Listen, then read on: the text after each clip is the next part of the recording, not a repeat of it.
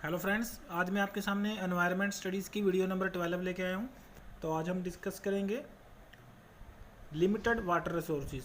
Limited water resources मतलब हमारे पास जो वाटर की रिसोर्सेज है वो क्या है, बहुत लिमिटेड क्वांटिटी में। तो आज हम लिमिटेड वाटर रिसोर्सेज के बारे में डिस्कस करेंगे। पहले है जी लिमिटेशंस ऑफ वाटर रिसोर्सेज कि हमारे पास जो वाटर रिसोर्सेज है उसकी लिमिटेशंस क्या हैं।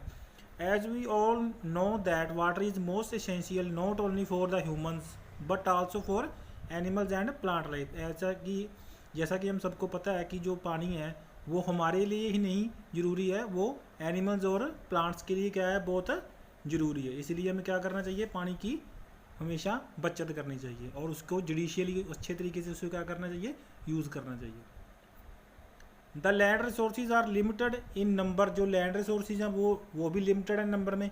Everything has originated in the water and is sustained by water. जो भी कुछ ओरिजिनेट हुआ है वो वाटर से हुआ है और वो चलता भी किसके साथ है, वाटर के साथ चलता है। ये डेफिनेशन किसने दी थी जी, जियोथी ने दी थी। किसने दी थी, जियोथी। ये आपने याद रखना है जी, ये वाली डेफिनेशन है जो ये किसने दी थी, जियोथी ने दी थी। ये आगे क्वेश्चन आ सकता है कि ये जो लैंड रिसोर्सेज है वो लिमिटेड नंबर में है और जो भी कुछ ओरिजिनेट हुआ वाटर से हो और वो चलता किससे है, वाटर के साथ चलता है। तो हम भी जैसे हम भी वाटर के बिना सस्टेन ही ना कर सकते, तो ये आपने याद रखना है, ये डेफिनेशन याद रखनी है। और किसने दी थी, जियोथी ने दी थी। ये बड़ी डेफिनेशन आपको अच्छी तरीके से ये याद रखना है, आगे आपको ये आ सकता है क्वेश्चन। आगे जी, approximately 70.80% of the earth surface is covered with water. जो हमारे अर्थ सरफेस है उसका 70.80% है। जो मान लो इतना हिस्सा, मान लो 70.80 जो परसेंट है वो किसके साथ कवर हुआ है, वाटर के साथ कवर किया गया। किसके साथ कवर किए गए, वाटर के साथ। मतलब इतना हिस्सा वाटर का है, बाकी हिस्सा किसका है, लैंड का हिस्सा। Of this approximately 97% is in the ocean. और उसमें से जो पानी बच गया, जो 70% इतना वाटर में से, उसमें से जो 90% वाटर है वो क्या है, ओशियंस में है। क्या वो ओशियन वाटर है। 97% of water is in the ocean. ये जो वाटर है 97% किस में आता है, ओशियन में आता है। Ocean water has high salt content and this is not suitable for human consumption. जो ओशियन वाटर है उसमें पानी ज़्यादा होता है, इसीलिए वो पीने के लिए फिट नहीं होता ह्यूमन कंजप्शन के लिए। इसीलिए बाकी जो 2% वाटर है वो ग्लेशियर्स भी और आइस कैप्स में लॉक्ड किया हुआ पड़ा वो पानी, ग्लेशियर्स और आइस कैप के रूप में। और बाकी जो 1% रह गया रिमेनिंग वाटर, 97% वाटर था ओशियन में, 2% वाटर किस में कवर लॉक हुआ है, ग्लेशियर्स और आइस कैप्स में लॉक हुआ पड़ा है। बाकी जो 1% रह गया वो ही हमें क्या है, अवेलेबल फ्रेश वाटर है, जो हम उसको पीने के लिए यूज़ कर सकते हैं, इरीगेशन के लिए यूज़ कर सकते हैं, जनरेशन ऑफ इलेक्ट्रिसिटी के लिए यूज़ कर सकते हैं, या इंडस्ट्रियल पर्पसेस के लिए यूज़ कर सकते हैं। तो बाकी 1% हमारे पास क्या है, अवेलेबल है drinking water as a fresh water. तो आपको ये सारी परसेंटेज याद रखनी है जी। टोटल पर अमाउंट ऑफ वाटर कितना पूरी धरती के ऊपर, 70.8। उसमें से 97% वाटर ओशियन में है और 2% वाटर ग्लेशियर और आइस कैप में लॉक हुआ पड़ा है। और जो रिमेनिंग 1% वाटर है that is available as a fresh water which is fit for drinking, irrigation, generation of electricity and industrial purposes. आगे जी, even today most of the villages do not have adequate supply of good quality of drinking water. आज भी कई villages में ये जो do not have adequate, तो उनके पास जो एडिक्वेट, जो अच्छी क्वांटिटी में पानी की, फ्रेश वाटर की गुड क्वालिटी की सप्लाई नहीं है।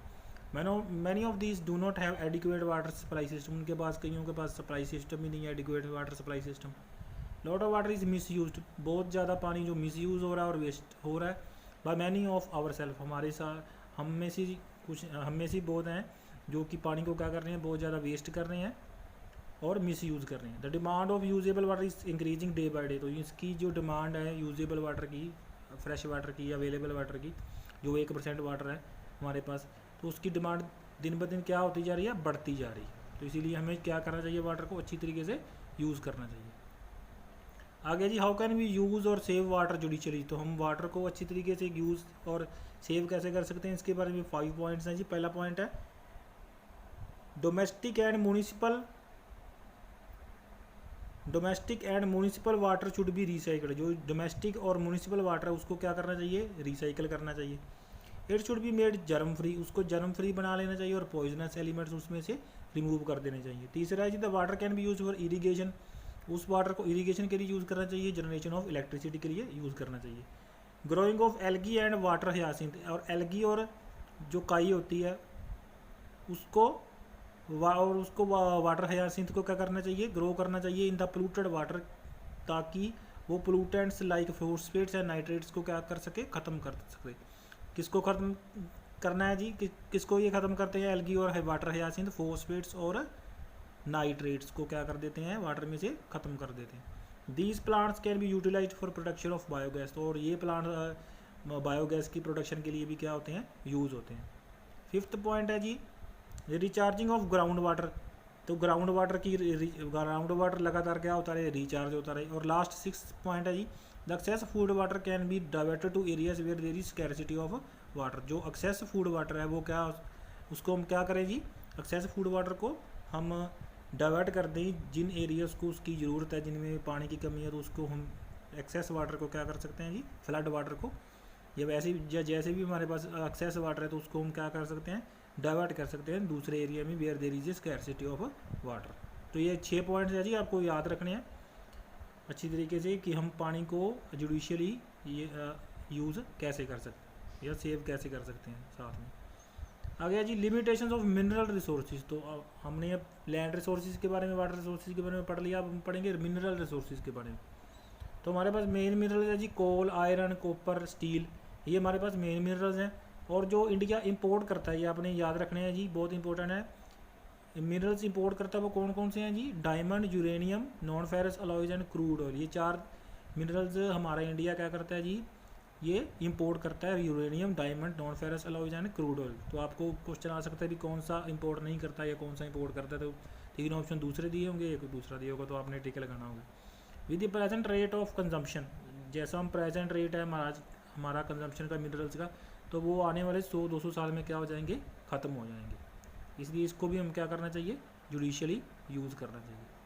नेक्स्ट है जी टू कंजर्व दीज मिनरल्स, तो ये मिनरल्स को बचाने के लिए scraps of used metals can be recycled और यूज्ड अगेन, तो हमारे पास जो स्क्रैप्स होते हैं, जो कबाड़, उसको हम रिसाइकल कर सकते हैं या दोबारा यूज़ कर सकते हैं। The alloys of magnesium can be used as substitute for copper, lead and tin, तो जो अलॉयज होते हैं मैग्नीशियम के, उसको हम कॉपर की जगह पे, लेड की जगह पे और टिन की जगह पे यूज़ कर सकते हैं। आगे जी लिमिटेशन ऑफ बायोलॉजिकल रिसोर्सेज, अब बायोलॉजिकल रिसोर्सेज की लिमिटेशन कैसे हैं जी, these are forest and wild life, इसमें फॉरेस्ट और वाइल्ड लाइफ आ जाती है। Forest are responsible for recycling more than 70% of जो वाटर हमारा रिसाइकल होता है वो किसके साथ होता है जी, फॉरेस्ट करते हैं उसको recycle by transpiration and by evaporation, evaporation के साथ और ट्रांसपीरेशन के साथ है।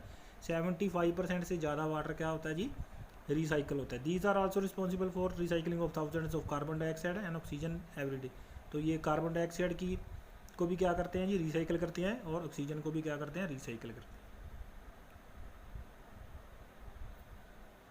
आ गया जी 1982 में हमने जब देखा था कि फॉरेस्ट कवर कितना था हमारे पास, 14% था, तो ये सैटेलाइट से फोटोग्राफ लिए गए थे, उसमें आया था जी 1982 में हमारे पास जो फॉरेस्ट कवर था वो क्या था, 14% था, क्या था, 14%। By cutting the forest man is disturbing the ecological balance, जो फॉरेस्ट कट करने के साथ मैन जो है इंसान इकोलॉजिकल बैलेंस, इकोसिस्टम का डिस्टर्ब कर रहा है। अभी as per latest information we are losing our forest at 0.16 million hectares every year, तो हमने जो अभी लेटेस्ट स्टडी में पढ़ा है कि जो हमारे फॉरेस्ट है वो 0.16 मिलियन हेक्टर्स हर साल क्या हो रहे हैं, लूज़ हो रहे हैं। इफ़ दिस डिफॉरेस्टेशन कंटिन्यूस, अगर ये कंटिन्यू होता रहा तो ड्रॉट्स और फ्लड्स हैं जो हमारे इंडिया में रेगुलर आने शुरू हो जाएंगे। इकोलॉजिकल रोल ऑफ बायोडाइवर्सिटी क्या है जी, each species has a particular role in to play in the ecosystem, हर एक स्पीसीज़ की एक पर्टिकुलर रोल है जो इकोसिस्टम में वो क्या करता है, प्ले करता है। That is known as ecological niche, उसको क्या कहते हैं, ecological niche. Tropical rain forest and coral reef communities is specifically high in number, जो ट्रॉपिकल रेन फॉरेस्ट हैं और कोरल रीफ्स हैं उसमें जो हमारे पास जो स्पीशीज़ है वो क्या है, स्पेसिफिकली ज़्यादा है, नंबर में क्या है, ज़्यादा है।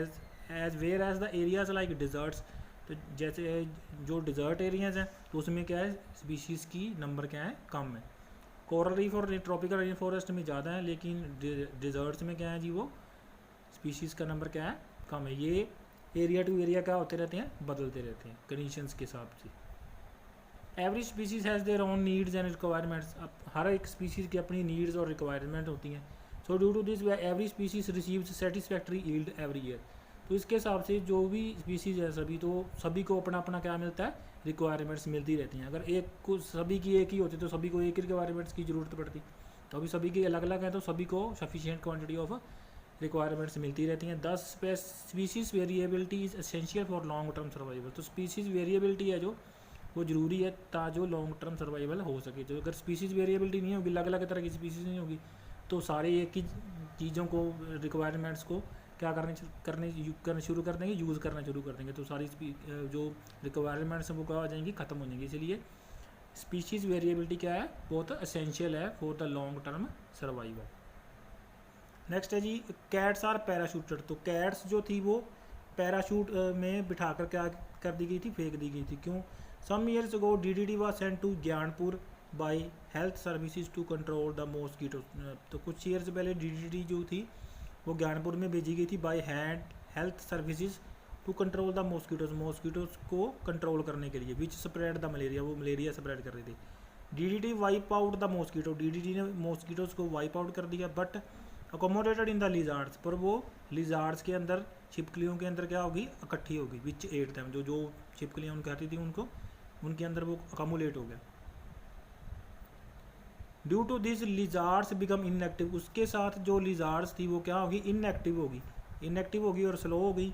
So now cats can easily catch them. तो अब कैट्स उनको क्या करती हैं, ईजिली कैच कर लेती हैं। With this the caterpillar is also moved into field on the roofing material. इसके साथ जो कैटरपिलर थे वो अब रूफिंग मटेरियल्स में क्या होने लगे, वो उसके ऊपर moved into the fields on the roofing material. अब वो घरों की छतों के ऊपर बैठ ज़्यादा उसको ख़राब करने लगे of that village. Then it was realised that previously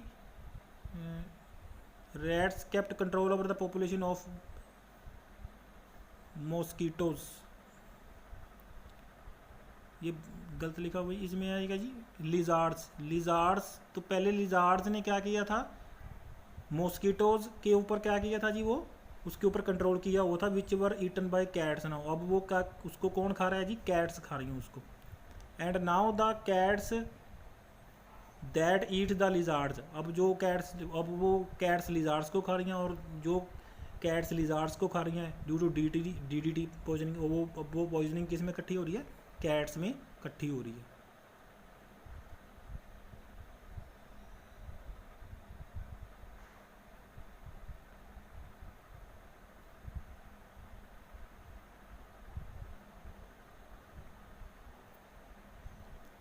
the